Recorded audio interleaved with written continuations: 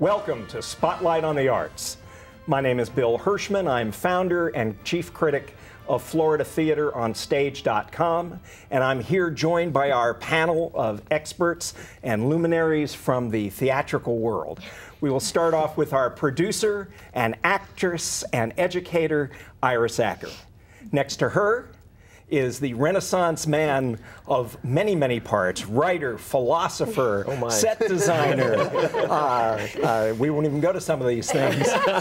Michael McKeever. And we have a special guest panelist, the wonderful actress, Marjorie Lowe.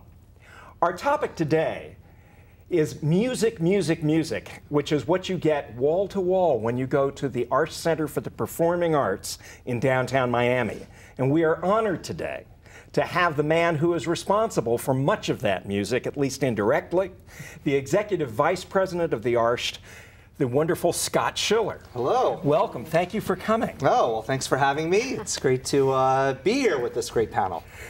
We'll see. I want to start off and ask, a lot of people know the Arsht for its theatrical offerings and its national tours. But the Arsht has turned itself very quickly into one of the premier centers for various kinds of music, and actually a very diverse array of music. Can you talk a little bit about what that array is? What kinds of music do you have? Sure. I'm lucky because I get to get up and go to work at a place where I love every single day. And I get to work with an incredibly talented staff.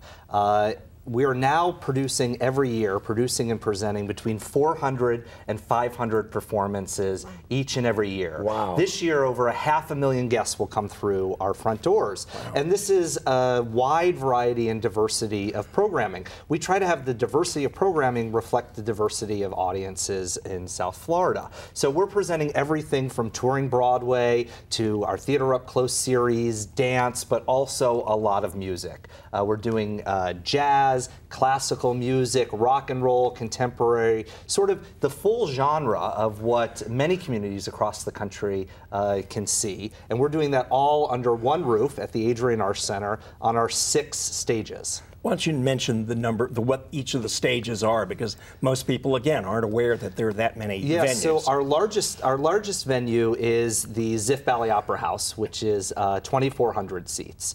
We have the Night Concert Hall, which is 1,800 seats. We have 2 studio theaters. We have the Carnival Studio Theater, where we do a 6-part play series each year, and we have the Peacock Foundation Studio, where we're always sort of converting that space into exciting interactive programming. And then beyond that, we have our outdoor plaza, where we could do 5,000 people for outdoor concerts. And we have our restaurant cabaret Prelude, where we have featured many, many sort of star performances in sort of an intimate nightclub type setting. Now, you used an interesting phrase earlier, producing/presenting. I think most people out there don't know that there's a difference between when the Arsht is actually the producer and when they're simply the presenter. Would you make that distinction for people?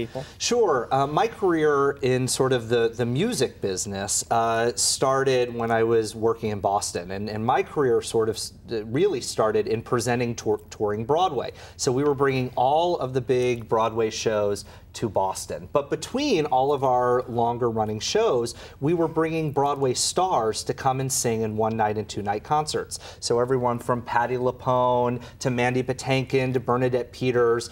And that's really where I began learning the music industry. And so what I learned is that there's a series of performers in different genres that are touring the country, and they're looking for partners in each of the local markets, in each of the local cities, to bring them and help them find an audience. That's presenting. That's sort of working with existing touring artists and bringing them to your city.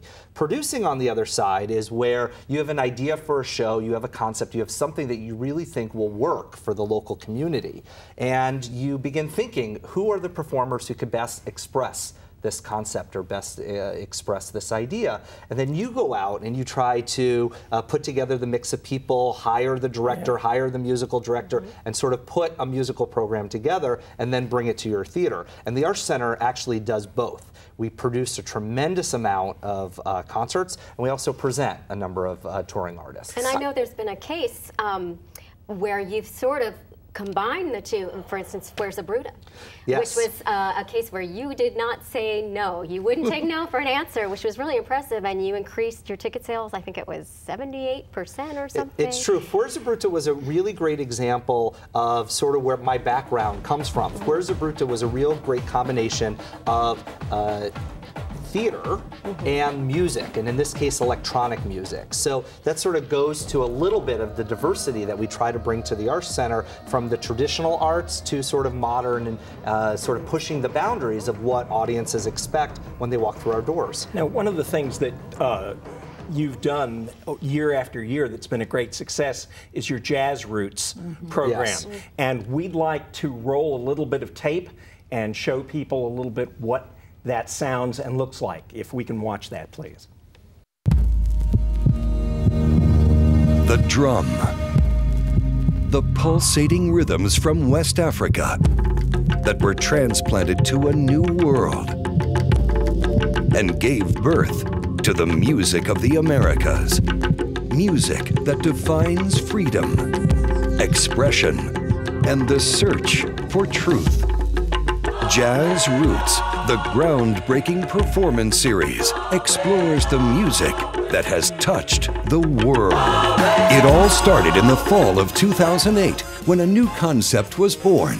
Create a major concert series that celebrates the music of the Americas, featuring award-winning artists at a world-class performing arts center. Quincy Jones, by the way, says Jazz Roots is the most important new concert and educational jazz series in America.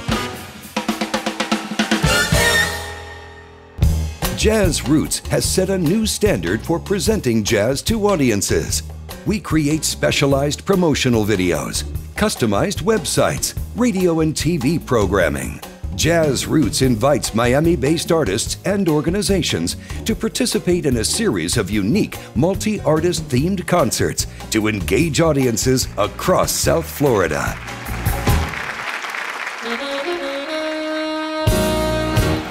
But Jazz Roots is much more than a concert series. It's an educational tool that teaches young people about our musical heritage. Jazz is America's music, and I want to make sure that young people understand it. Students attend pre-show sound checks, meet the artists, perform on stage, and learn what it takes to produce a major concert event. It's beneficial to us because it helps us find out all the different roots about jazz, where we came from. We are changing lives.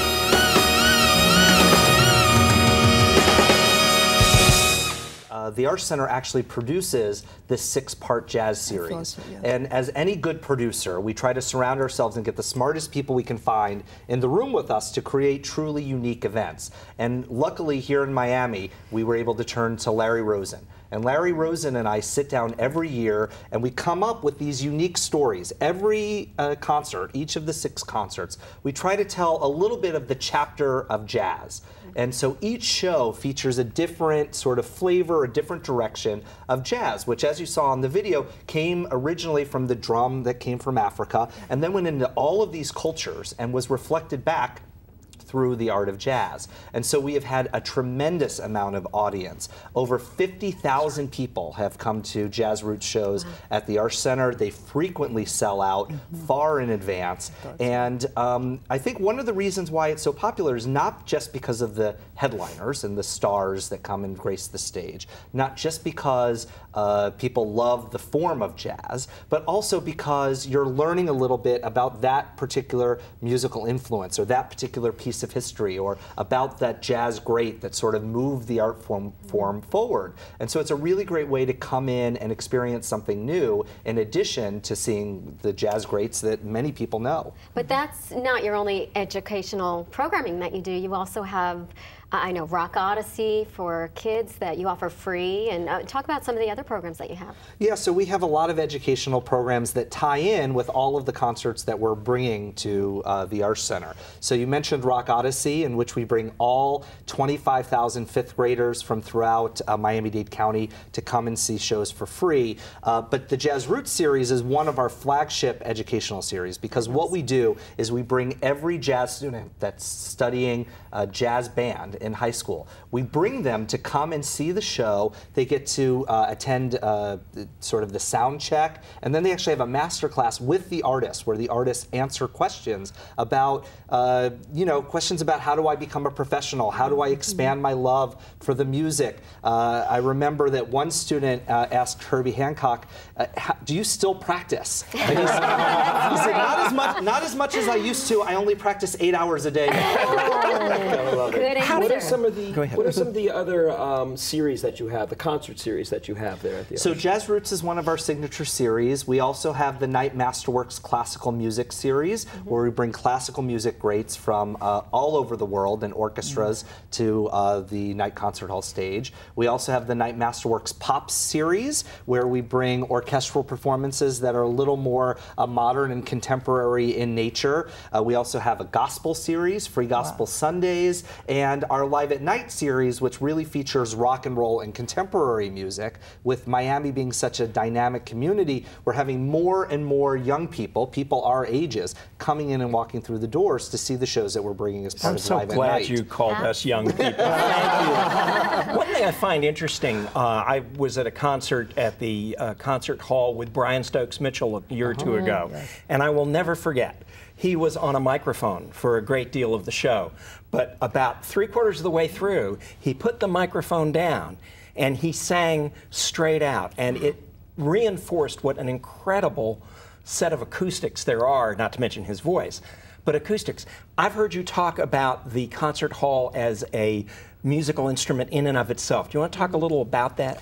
Yeah, South Florida audiences are really lucky to have such a sonic gem in the Night Concert Hall, because we do talk about the Night Concert Hall, the physical theater, as being like an instrument. It can be tuned just like you tune a piano or like you tune a guitar. How so? Well, when you come into the hall and you sit down in the auditorium and you look at the stage, you're only seeing about 70% of the actual theater. 30% of the theater actually exists behind 82 acoustic doors. Wow. The largest of which is 17,000 pounds. Wow. And all of these acoustic doors, which sort of surround the auditorium, can open and close in different degrees. We have curtains that come down throughout different areas of the theater, and also we have an acoustic canopy that exists in 3 sections that can be adjusted, so that for whatever performance is occurring on the stage, you could actually tune the hall so that every audience member, whether you're in the first row or whether you're in the last row, is sort of experiencing the same acoustic sound. Who does that tuning? What technicians? Or I mean, is there someone specifically whose job it is to? Yeah, so the theater was designed, and we tuned the hall actually with the Cleveland Orchestra came in, and we did a hall tuning where all of the acousticians came in and adjusted all of the setting. So we have 4 primary settings. We have acoustic orchestral, which is for a large orchestra, no amplification, and when the sound comes off the stage, it's reflected into the acoustic chambers, and the sound waves actually wrap all the way around the audience and creates a natural surround sound. So it's an intimate experience for whatever genre it is. The second set of tuning that we have is what we call soloist tuning. So that actually closes some of the doors and makes it a much more intimate sounding space. So that's for soloists. We then have the setting which is for chamber orchestras. So this actually grows the sound almost like you're in a cathedral. So if you only have 15 or 20 musicians on stage, the sound reverberates as if you have 100. And then the final setting is what we call reinforced, also known as amplified sound. And this uses not only the surround sound of the auditorium, but 22 high-tech, state-of-the-art Meyer sound speakers to actually amplify the space for rock and roll and contemporary music. This is why I love doing this show. I mean, you learn something every single episode. That's wonderful. One of the things, as a good example of what it looks like and sounds like when you've got the whole thing going full blast, we have some more tape. We want to roll of your Salute to Vienna. Great. And should give you a good example. Could we roll that, please?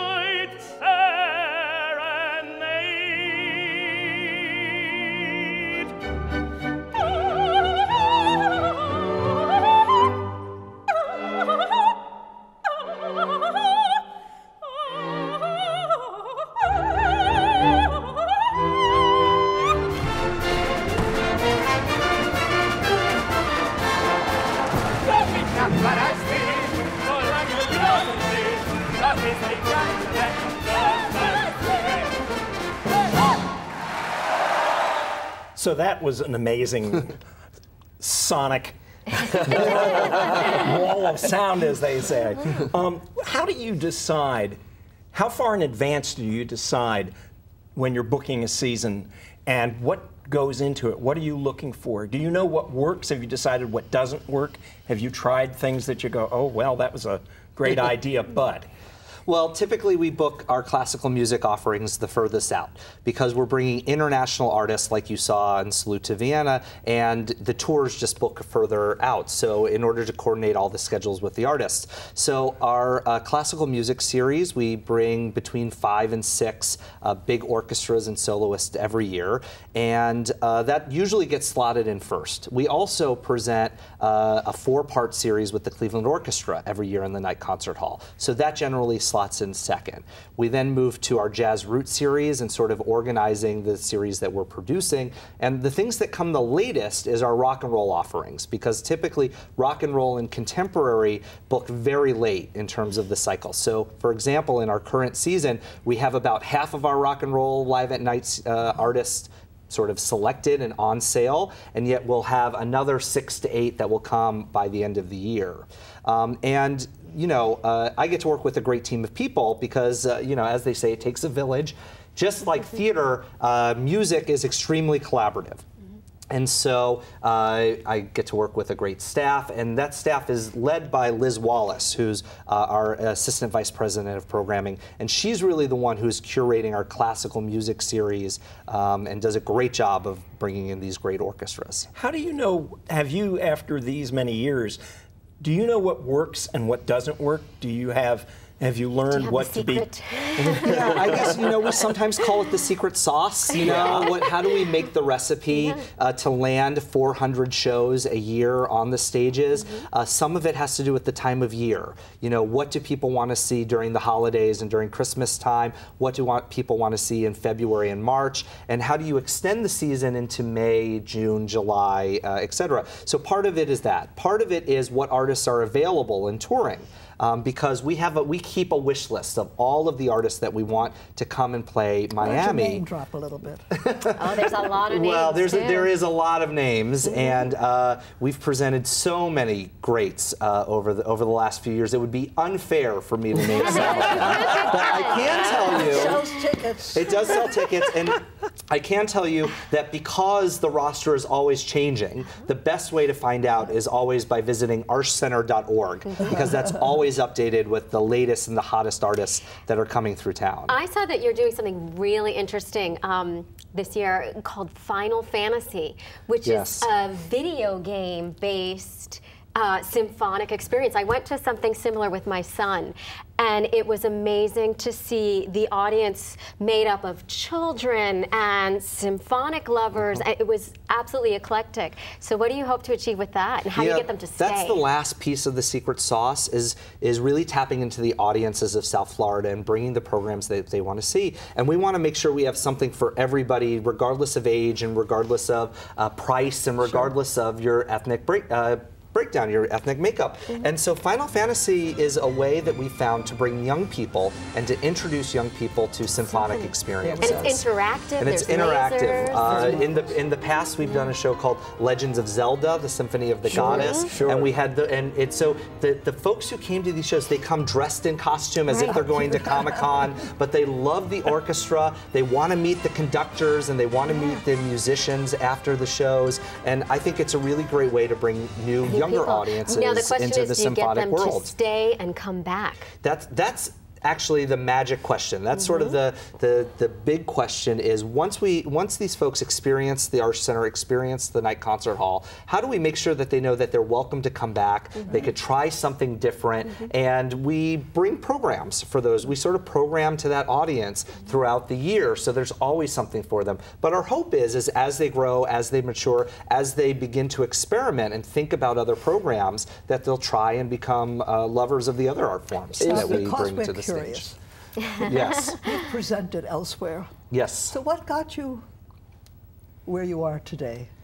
Well, Past presentations. I've presented thousands of concerts in New York, Boston, Chicago, Philadelphia, LA, San Francisco, but I really learned the music business when I was running the Kodak Theater in LA, home of the Academy Awards. It's now called the Dolby Theater, and the historic Chicago Theater in Chicago, Illinois, which is one of the greatest rock and roll rooms anywhere in the country. And in fact, during the time that I was there in Chicago, we were nominated for the Polestar Music Award for Best Theater 2 years in a row.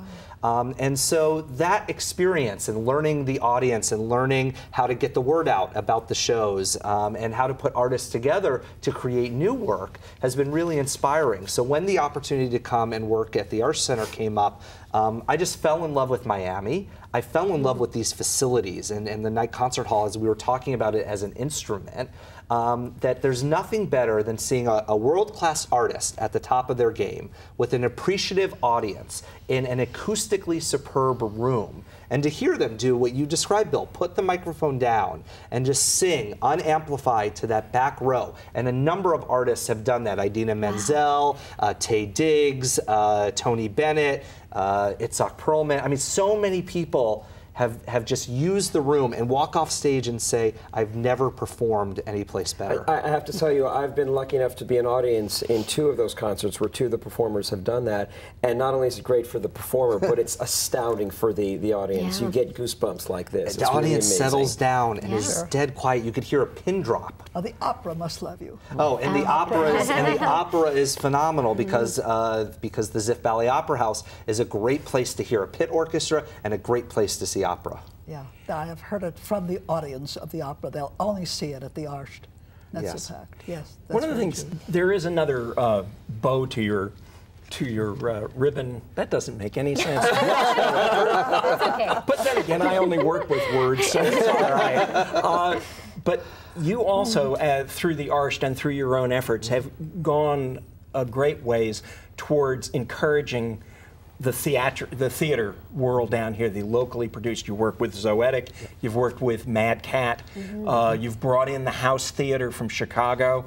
Talk a little bit about what you think the Arsht's role should be in encouraging local theater with your up close. We want to be a catalyst for all art forms. We want to push artists to create new work here in Miami for Miami audiences, but then to take that beyond Miami. And we have the opportunity to do that on the theater side, and we have the opportunity to do that on the music side. So each of our Jazz Roots series features local performers in addition to these headlining performers. People like the Frost School of Music at University of Miami and the Mancini Orchestra.